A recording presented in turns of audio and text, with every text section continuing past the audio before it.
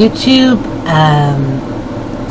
This is my latest, this is supposed to be my January update in my transition in regards to like my gender clinic appointments and all that. I had an appointment in January and I've not got around to doing the video about it yet, so I'm doing it now. I know it's February, I know I'm running late, but here it is, better late than never. This gender clinic appointment was a bit awkward getting to.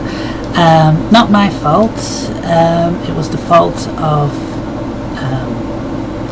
the local small Featherstone Rover bus. I think it's that. Oh no, Ross Travel, that's it.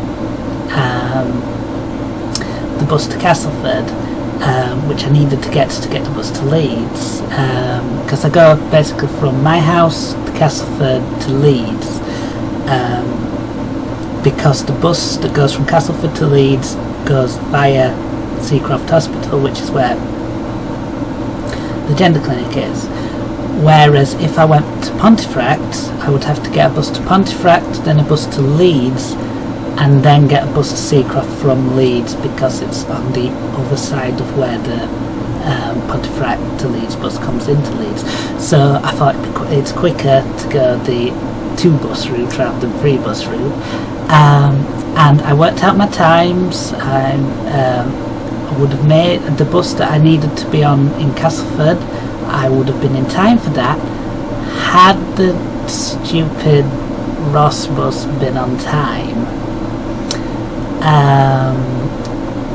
Well, I might have even made it at the time it arrived if it hadn't been for the bus driver being really old, who's probably been doing the route all his working life and knew everybody on stop. And they were like, this one old lady, I think her name was Ethel, and bus driver were like, "Hey up Ethel," and she were like, "Hey up," whatever the bus driver's name was, and they were like talking about the weather, and I'm there looking at my watch worried about getting to Castleford in time for the bus to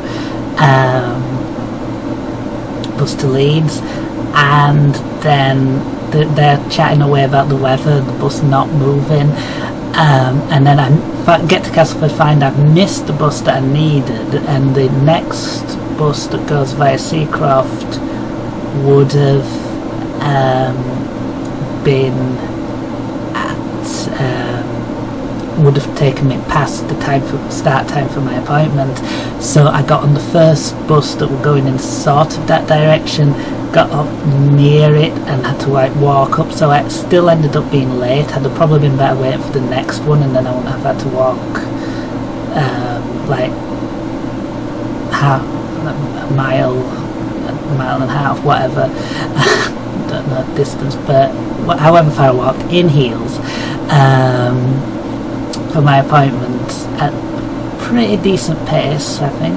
But now the reason I bring this up as well, for 2 reasons. One, if you've got a appointment for your if you've got a gender clinic appointment or any appointment really, get the hour earlier bus. No matter what time you think you're gonna be alright getting there on, get the bus before. Just make sure allow for buses to be stopping and talking to Ethel.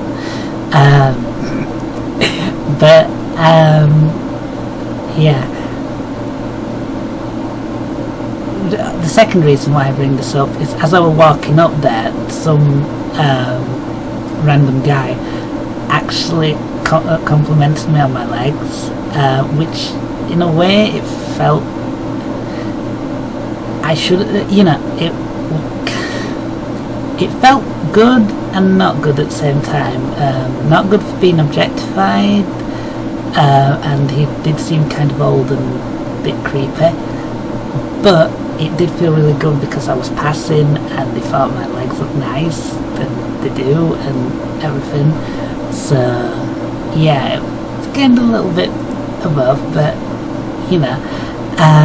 and then I managed to get there. I was only about 20 minutes late, but it did cut into my appointment time. Luckily, we were able to I bought all my proofs of me living full time. I had my deed polls and like I just packed everything, just like bank statements, letters from like my Cineworld Unlimited card, Google AdSense, everything that were in my new name and that. So just gave them like this big pink folder for them to photocopy everything in, and a nice letter from Rebecca, who's one of the workers at my LGBT youth group, to show that I've been going there every week as myself, just to show that I've, been going out and interacting with people, to show that I've been living full time. And also I had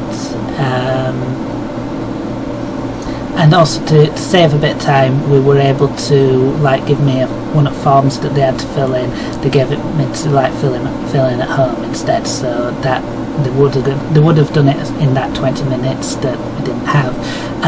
Questions, they asked much more sensible questions this time than on first appointment. They were more like gender related rather than weird sort of like, have you thought about carrying a concealed weapon and stuff like that.